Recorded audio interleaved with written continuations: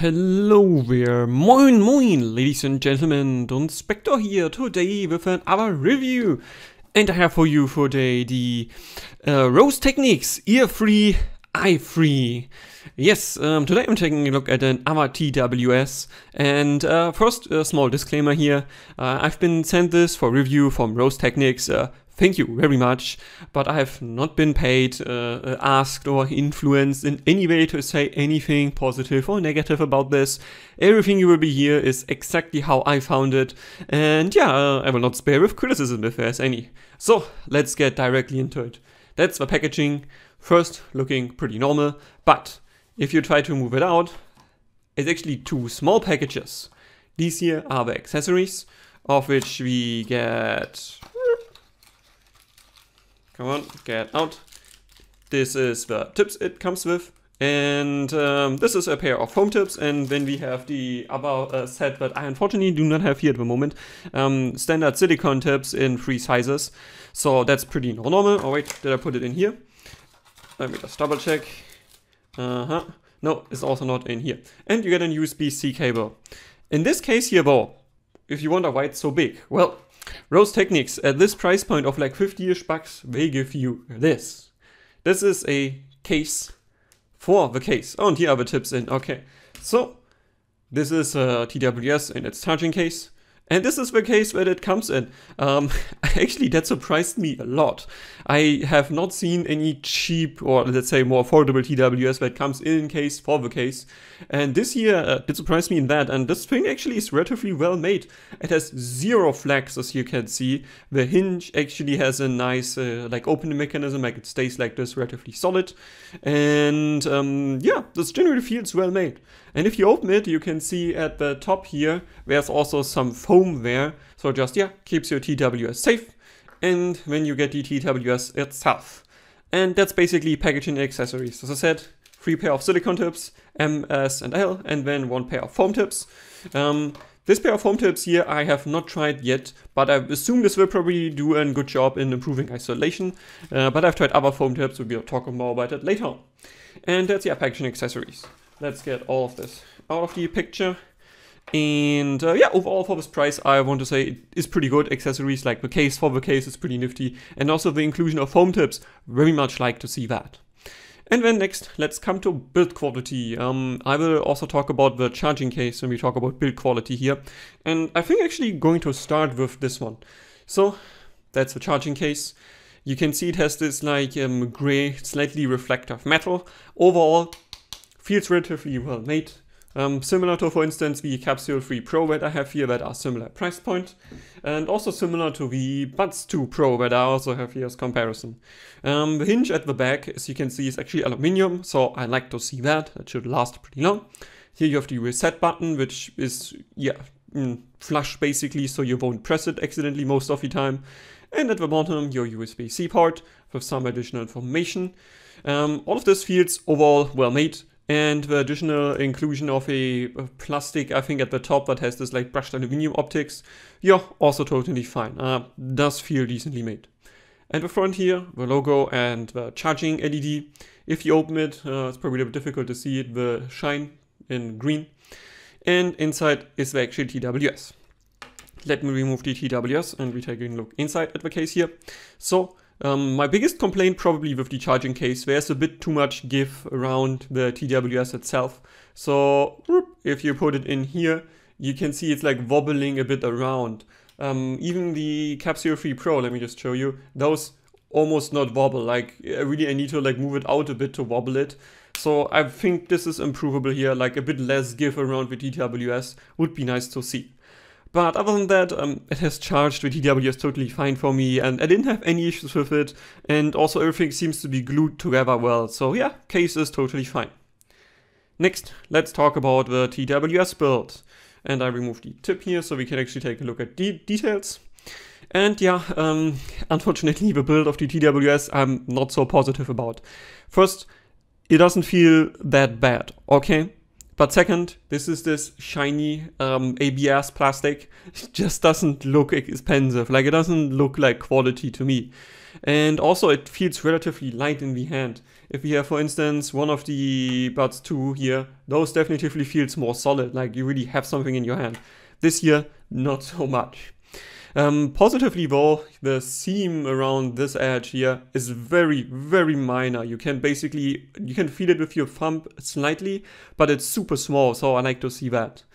Not so positive, on the other hand, the seam around the nozzle here, you can see that definitely is quite a bit bigger. Nicely though, at least it's glued in well, so this does not rock around at all, so good amount of glue used here, or good glue. And then last but not least, the bottom, there's the charging contacts here, those seem to be integrated well enough. It's like 40% on one side and 40% on the other. And then now we come to the more, let's say, audio related stuff in terms of build. I think this hole here is a pressure hole, at least I don't think it has a mic inside. This here definitely though is a mic hole. You can see it has an additional mesh glued over it. Seems to be done well, I have no complaints here. And then last but not least, I also assume this is a mic hole at the top. And then if you wonder why this here is gray colored, well, this is the touch surface. So you have a visual indicator in terms of where to touch, and small spoiler when we talk about usability, I think this could have been done a bit better. Like there could have been, this could be slightly roughened, or there could be a border around it so you actually feel where the touch is. But other than that, I think for the price, build quality is fine here. Like this is the standard AirPods toothbrush head design without too much positive or negative about it. It's totally fine, and I would say, considering the relatively decent charging case here minus the bit GIF, I can even say it's good. And then next, let's talk about comfort and fit. I mean, it's a TWS, alright? Most companies don't try to invent the wheel new here, and Rose Technics also didn't. So we have this toothbrush head design, and that means generally this is okay. But compared to more semi-custom shells, definitely a downgrade in terms of comfort here. The main issue, as usual, the nozzle is just not long enough, and this is not the most ergonomic shape. So that means for my ear, I need most of the time a longer tip in order to get this to fit kind of well enough. But if I do, it's okay. Like sometimes I have to readjust it a bit in my ear, but overall it's fine. It's just not so great. Let me just quickly give you some tip examples that I like with this one. The liquid silicone tips, probably the best. Similar to the XLR tags, which are not as long as the liquid silicone, but they also fit very well me here. And surprisingly, also the velvet tips work great for me with this one. Foam. Foam worked fine, I have to say. The foam they include here is a bit too big for my ear anyway, I just thought. But I use the BGVP foam tips in small. Those also worked fine, and also improved isolation. But which we talk next. But overall, I'm not the greatest fan of this toothbrush head design. I prefer semi-custom designs. Those just work far better. But it's fine overall and don't have many complaints. Next, isolation. So this is a TWS, and it has passive and active isolation.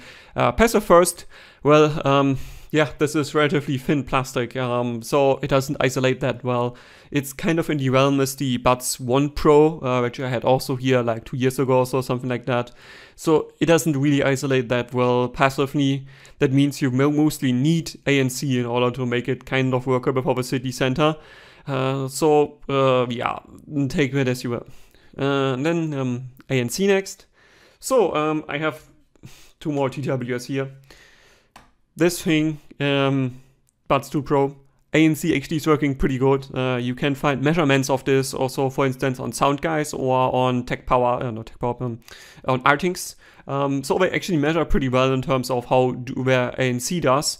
And also does subjectively. Unfortunately, these not so much. They are more in the realm of the sound peats here, so it's okay. You definitely get a reduced hum for instance, AC or traffic that goes around on the outside. That is definitely reduced, but if you are on the outside, honestly, it could be a bit better. It's fine, like you still get more cutout, low frequencies, but even the low-mid, not so great here. And another unfortunate point is this is a bit wind sensitive. It's not as bad as the first generation of Buds Pro, but the second one is similar to this. So you have also wind sensitivity here and here. And overall it's fine. It's not the worst wind sensitivity, but honestly, if it gets a bit windy outside, I prefer to just turn it off because this I just don't like overall. So yeah, overall, isolation combined and passive active is okay. It's not great, it's not bad, it's just okay. Next, let's talk about software. And yeah, let me give you a small disclaimer here. In the time I've been using this, the app got at least 2 or 3 updates. So it has been updated relatively frequently, and on the time of recording this review, it's the 23rd June in 2024. Yeah, I think this app is not ready yet. Like, there's updates coming in a regular schedule, and that means when you watch this review, maybe like a month later or months later or even a year later, the app will probably be a bit better. But as is today, there's a few points I have to tackle here. First, yeah, let's start with the negative. When you start the app, you immediately get greeted with Chinese. I don't speak Chinese, and it's fine, like, I don't have any issues with this if you would have been able to change the language there. Because you can't read, or most people outside of China can't read Chinese. Like, we have a problem just knowing what you actually want from us, like what I'm actually reading here. So a small button at the bottom here that says, hey, English would be nice, so you can actually read what the terms say. Like, now I have no clue, I can't tell you. If you come after that, yeah, that's fine. Like, the app is just working as it should. Like, it's in English, like all of the functions that I tried seem to have been working fine. Yeah, but being greeted with Chinese directly front, not so great. And another thing that I would recommend is kind of usability already. The actual the voice that it says is Chinese when you get it. In the manual, like, quick shout out to the manual here. I have not taken the manual out for the unboxing, but the manual is really nice. It's one of those things, it's short, it's still precise, but it has all of the information you need, minus where to get the app and how to change the language. This unfortunately is not listed in the manual, but other than that, like, this is one of the really one of the best manuals I've looked at. Even the Buds 2 Pro, the manual is just, I don't know, like, there's not much information that I need among all of the piles of information that you don't need. So it's very, like, it's not that usable to me, but the ones here, actually really good manual, minus the one point I just tackled. So yeah, what does the app can? Yeah, you can set a light EQ, like in quotes. It's basically just a bass boost, doesn't do much else here. And you can also set the touch controls for single click, double click, and triple click. That's nice, I like to see that. Personalizing controls is always great to see.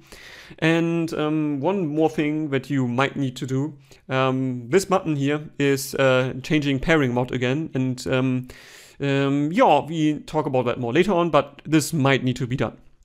And yeah, what else you can do? You can, when I first opened the app, I did not have the opportunity to change from, change the mode to either LDAC or to multiple, like multi-device support. This got patched in, I think, like 4 or 5 days after I got this. So now you can change between 2 devices or LDAC. Both at the same time are not supported. I'm not sure if this is a bug or this is not possible on the hardware they have here, but it's here now. And LDAC, yeah, like, just setting this up on software is at least worked for me fine. Like, my smartphone does support LDAC, and this worked totally fine. At multi-device support, device support, also no issues there. It just worked with my laptop and my smartphone without any problems. Like, it just worked flawlessly. Small intersection here. One thing I did not like about the app, it forces you to give the app location data access, and not only the rough location data, but accurate location data. To have an app that connects just via Bluetooth to devices does not need location. Never was the case, never will be. At least positively, unlike the SoundPeats, where they force you to register, here they don't. You can just use the app with location, and that's not good, but it's at least a bit better. Oh, and because I also forgot that when I recorded the review. Yeah, if you want to update the firmware of your Rose Technics Earfree-i3, yeah, this might be a bit tricky, because in order to update it, you need to click 5 times on the No New Version Available button, and then it will always tell you there's a new version available. but it's always the same version. So I have the feeling they have not yet finished implementing the version control that just checks what version is on your TWS. So they just always, if you click 5 times, give you the newest version. Yeah, just adds again to the verdict that we come next. Yeah, there's some improvement potential here, and I think in a few months this might be better, but at the moment, yeah, this could also have been evaded. So yeah, summing up then the software side here, there's still some improvements need to be done, especially when we talk about features, because the bass boost that the EQ gives you here is not enough in my opinion. More about that when we talk about sound later. So it's fine, but there's still some improvement potential. And then next, let's talk about usability. So here I will just sum up what has happened to me, or how do I think this works in day-to-day life. And I think I can make this relatively short here. This is generally decently working TWS. The biggest issue by far I had that occasionally, that's why I already hinted the button you will need it, sometimes it just doesn't want to pair no more. Like I have set it up with my laptop or my smartphone, and then I open it and it doesn't want to connect with my smartphone or laptop. So it happened to me at least a couple times where I had to then press a button again. But thankfully, because this button is relatively easy to press and easy to reach as well, you just press it for 2-3 seconds or so, and then it's just fine. It just pairs again and you are okay.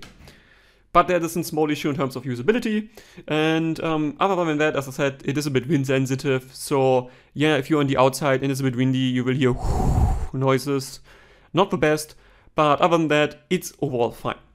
And then last, microphone. Yeah, this was surprisingly good for the microphone. I expected, honestly, quite a bit worse, but overall this is fine. It is actually reasonably good, and I will record you a quick sample after that, so you can see for yourself. So yes, this is a quick example on how the TWS sounds in my ear in a relatively quiet room.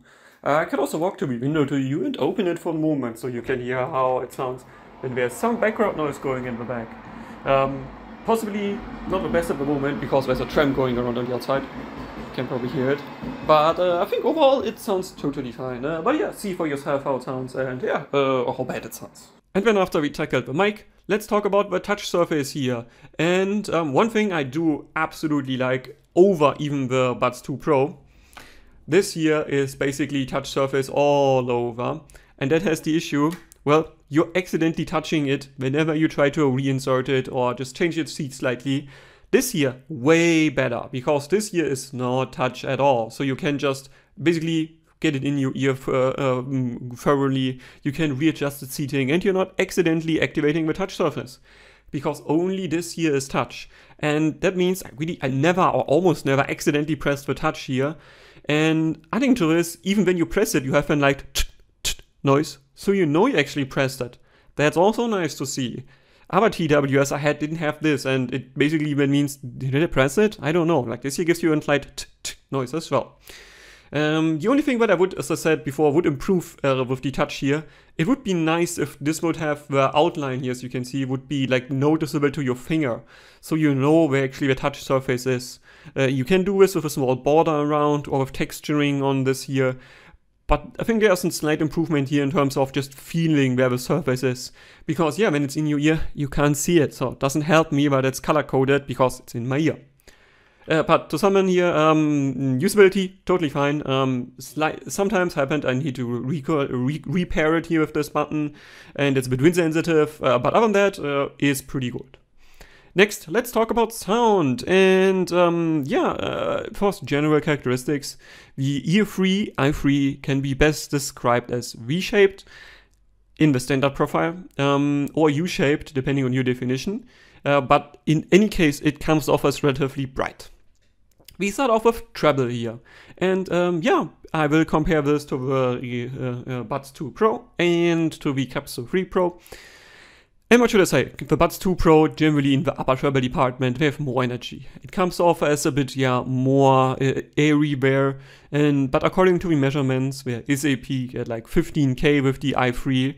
And to my ear, yeah, that's true. There is a peak somewhere. I wouldn't put it at 15K though. I would have said more like 13K or 12K. But there's a peak, and that means you have some treble, upper treble energy going on. Unlike the Soundpeats Capsule 3 Pro, there's no upper treble whatsoever, and it drops off at I think even like 9K, so even there's information missing. This here does quite a bit better, and it's more closer to the Buds 2 Pro than other more affordable TWS I have here. So yes, that means you do have some zing, you do have some air without having too much, and yeah, it also gives you then a decently perception of details. More Fusion Jazz albums, I noted here 4:17 PM, Yeah Whatever or Jolly Jive, actually had a somewhat pronounced sizzle and airiness without being too much. And then Mid-Treble, is kind of a mixed bag for me here, to my ears.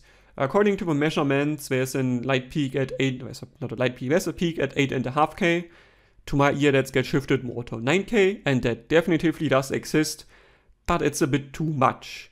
That means e-guitars can come off as a bit too sharp, some piano notes can come off as a bit artificial, trumpets can come off as a bit forward, but it's not it's not horrible, it's just a tiny bit forward. Overall though, I still enjoyed this presentation more than I would say other more warmish IEMs, because I'm a treble head, I can admit, yeah, I like myself some good amount of treble. And the only issue I think this has compared to the Buds 2 Pro, if this would have more upper treble, the 9K peak wouldn't come off as that much. So now it's mostly you hear 9K, and after that, we need to go lower. Mid to lower treble is, I would say, audible, a bit recessed. Per graph, you can see it's still decently pronounced. The issue here is when we go lower treble, upper mids, see the big peak at 2.5K. Well, personally, this is too much for me. I don't experience this as shouty, but I highly assume most people will experience this as shout. And I would strongly suggest to reduce it by 3 decibels, 2 decibels at least, to bring it more in line with the mid-treble or the lower mid-treble here, because it's just a bit much. This definitively does introduce some weird timbre overall, and the balance comes off as generally a bit spicy in the upper mid / lower treble, and it also costs a bit of body for female vocals to my ear. But again, this is not a Tin T2 Evo where it's horribly unbalanced. This still has some balance going on. It's just definitively too spicy at 2.5K. And yeah, that brings me to the mids. Yeah, the mids unfortunately suffer a bit from the too much 2.5K. That makes it a bit kind of like hollow sounding. So really, with EQ, this is fixable easily. Just bring 2.5K down by 3 decibel and you will be okay. But if you assume, like we just assume mids without upper mids, so just mids, personally, I would always use the hi-fi mod here. This has more flat mids, but the pop mod gives you a bit more overall rounded appearance, which is because, yeah, you get some more bass energy and some more lower mids. And I assume most people, like if you are more into like pop music, that's why it's called pop mod, you will definitely use pop mod. And I think most people will, because the high amount of 2.5K does get kinda balanced out with the bit fuller lower mids here. But if you go to hi-fi mod, actually the mids are totally fine. Like they can come off as, yeah, a bit artificial, a bit hollow due to the high 2.5K, but it's overall totally okay. And when putting on the pop mod, yeah, that gives you then quite a bit of additional bass there. Not quite a bit, just a bit. But it just definitely balances out with 2.5K. There's one issue I have to tackle. I skipped that when we talked about ANC. Let me now show you the measurements of this with ANC. Yep, that's also how it sounds to me. So this means with ANC, the mids are way more pronounced. You get an additional peak in the mids. I'm not sure if this is an artifact or intended. I will record this review before asking them if this is an artifact or not. But I think this might not be an artifact. I think this is intentional, because what this thing does is it prevents the mids from disappearing too much if you're outside. So that means if you listen to podcasts or to pop music or other things, the additional boost in the mids here, while affecting the overall timbre and making the mid sound a bit weird, it does prevent it from just disappearing in the surrounding noises. So it could be intentional, at least that's what I think. But yeah, at home, if you don't have noises around, I would really recommend putting on hi-fi mod, no ANC, in order to get the best representation of your music. Because, yeah, pop mod gives you some more warmth, that's fine, but ANC gives you this peak there. Yeah, but overall mids are okay in hi-fi mode. Okay, they're good in hi-fi mode, and in pop mod a bit more warm, also enjoyable because it balances out with 2.5K. But ANC, you really only use it if you need ANC. Other than that, I wouldn't sacrifice the tonality of the mids due to ANC doing stuff with the mids. And then we come to bass. And what should I say? This is a diamond-like carbon driver. I wrote it in the headline, and I can tell you here, yeah, that is relatively good bass representation here. It definitively, by a long shot, outperforms the Capsule 3 Pro here. And even compared to the Buds 2 Pro, actually, I think this might be the better driver. So this means your bass, even for you go to pop mod, is still, it has punch, it has heft, it's still relatively fast in that, and it also reaches sub bass relatively well. So in Interstellar's Mountains, which is my benchmark track, there's a bass note that starts off at like, I think 50-60 Hertz and then drops all the way to 20. Yeah, 2 minutes 14.5 is what this manages with me already considering that there's a slight delay due to a Bluetooth connection. So that's good, but not great. But it just generally means the bass comes off as full, as well-rounded, and yeah, I don't have too many complaints here. I noted here specifically positively most mid-bass heavy tracks in pop mod here more, like Brigador soundtrack, Persona 5, Cyberpunk 2077, worked pretty damn good. And even in hi-fi mod, honestly, this is not a slouch. Like, it can be a bit better than in terms of bass representation. But if you would again pull down the upper mids, the 2.5K by like 3 decibels, you will be absolutely fine in hi-fi mode here. So pretty damn good bass overall. And then next, let's talk about soundstage, layering, and imaging. And yeah, I couldn't say much positive about the Capsule 3 Pro in my review about them in the technical department. Well, the i3 do so much better here. There's a decent soundstage here. The actually separation on the stage is, sorry, it's more spoiler, is also relatively good. You have most of the time just 3 layers. Occasionally, I think you also get 5, but most of the time it's 3. But even imaging there is relatively decently done. So I tried to game with this, some Sandstorm, and that worked totally fine to me. Granted, again, this game mod, small spoiler, does not improve noticeably improve the delay this has. It just gives you more bass. And this, I think I need to intersect here. I would absolutely not recommend the game mod or the rock mode with this. It's just too much bass. It then drowns the mids again, and then you have like a really reshaped sound overall. Pop mod is fine. And hi-fi mod is my preferred choice, but definitely don't use the game mod or the rock mode. It's just too much. Like, there's too much bass going on. But yeah, coming back, yeah, layering and imaging is overall pretty good, and on this term here, localization for gaming, no issues whatsoever. And that brings me then to separation, dynamics, and coherence. And what should I say again? Like, this is doing a pretty good job here. It definitely does beat the Capsule 3 Pro easily here. Separation is at least a step up there. Like, it's not just a bit better, it's a step up overall. So most instruments and note lines have a reasonably well separated tonality to them. And we have some space to shine in the room. And they don't really mush together like other cheap TWS do.